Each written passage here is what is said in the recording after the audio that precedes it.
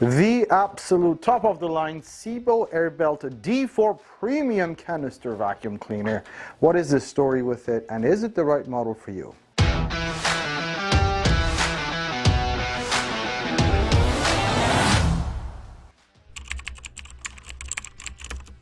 Now, the easiest way to find out if this is the right model for you is to explain which floor heads it comes with.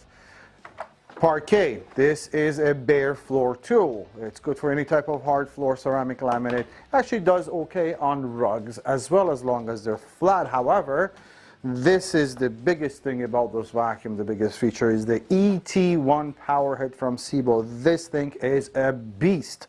It's essentially a carpet tool. It's a motorized carpet tool with 4 adjustable height settings. So if you have wall-to-wall carpets, you're good. If you have plush carpets, you're good. If you have pet hair, you're good. If you have area rugs, you are good. If you have bare floors, you are good. Basically, there isn't anything this vacuum cleaner cannot do. Mind you, there is one thing you need to keep in mind. This, being a D series, it's the full-size model of Sebo. That means it's a beast. It's big. It's, it's their heaviest line. So if you are sensitive to weight and you're looking for a compact, lightweight vacuum cleaner, maybe consider the E series, because this is an absolute beast of a vacuum. First things first, you'll notice the shape. See how it's standing up. This is also very useful when you have this on the stairs, for instance, because it's not too deep, so you can stand on a step. You'll also notice that big round thing there. Not only I find it very attractive, subjective, you have the biggest, largest dust capacity you can find in a residential vacuum, so that round shape actually has a purpose. You will then notice the hose, much wider here than it is here. It's also a crush-proof hose, but why is the difference in diameter? It's an anti-clog hose. This thing doesn't get clogged. So you can go under stuff without seeing what you're picking up all day long, no problem. Another thing that you will love about this vacuum is the fact that you get all the controls, the on and off and the suction sitting right on the handle. You also get a switch that turns the power head on and off, again, straight from the handle. The wand, telescopic and lightweight, very nicely done, as well as the fact that you get 4 caster wheels, you get every attachment that clicks into each other. And one of the best things about these models is this bumper around. It's literally a belt. It's soft, made of foam, I think, that protects your furniture and baseboards. When this thing goes around and hits everything, it's not going to damage anything. It's also not going to get scuffs on the vacuum itself. Not only that, this is also where the air is exhausted out of the machine. That means no air coming off the top.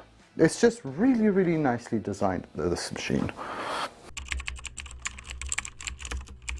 Now let's put this thing to the test, especially the Powerhead, the ET1 on this vacuum. And to justify this, we have a thicker pile rug, some pile to it, that allows us to demonstrate properly how this Powerhead works. Ready? We got a lot of coffee. What I'm trying to, I'm hoping to demonstrate here, this Powerhead with all its might is a Powerhead or a beater bar, because what these things do is they agitate the carpet or the rug to loosen up the dirt in the pile, to make it easy to deep clean carpets. So that's the whole idea behind a Powerhead. That's why they call them beater bars, because in the old days they used to take rugs out and beat them, right? Well, not anymore. So let's see if we can show that agitation here. Powerhead is on. It's on the second level. It's happy. It doesn't give me a red light notice. And let's see how we do here. Oh yes. And this is just too easy for this Powerhead. It's way too easy, okay? And I can still control the suction here. reduce the suction as much as I want or increase it. If I have it on a really high suction setting and the beater bar running, you might find, sorry, just a sec, easy peasy, you might find that you'll find it a lot easier to push back and forth if the suction is not all the way high, on carpets specifically. Now, one reason why people love the ET1 is because it's very powerful, but it's very low profile. So when it comes to putting it under furniture, I mean, we don't have more than 3 or 4 inches space here, but see how easy this thing actually lays flat and goes under and maneuvers really nice and easy under furniture. So that is a huge bonus. Not a lot of power heads in the market are as nicely designed as the ET1.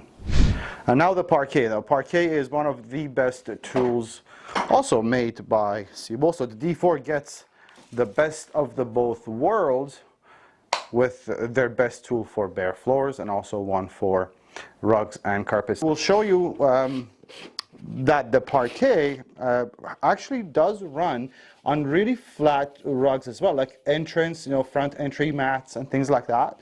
So if you did have those and you didn't want to bring out the Powerhead and the big stuff for it, you're more than welcome to use the Parquet on that as well. Let me just put some here under stuff because it does travel very nice and easy under furniture as well, okay? And let me show you first on a flat carpet. And again, floor heads right here, the adjustable height settings, the suction settings, sorry. See, it's very, very easy, and that's thanks to the 2 large rubber wheels that we have here. And also on bare floors, obviously it's a breeze. There we go, right? Wonderful. Let's put it under stuff and furniture because I had promised to show you. It does lay pretty much flat against, we only have about a 3-4 inch clearance here. Perfect. Fits real nice and easy under furniture. Okay? Just to quickly demonstrate, it's that pivot neck that allows this floor head to just be really nimble. Particular feature about the Sebo, if I haven't told you, the Parquet has a pretty cool feature. It allows you to pick up really large dirt and debris because you can, oh, this is just a ton. I don't expect this thing to move that much pet hair in one shot, but let's take a look, and here's what I mean. The bristle, the front bristle, is removable, and you would do that by removing this. First of all, it's easy to replace if wear and tear, but also by removing that, you have about a 1/4 inch gap that you create, which allows the suction then to suck everything in. And again, this is way too much. I really don't expect the machine to do this, but let's see.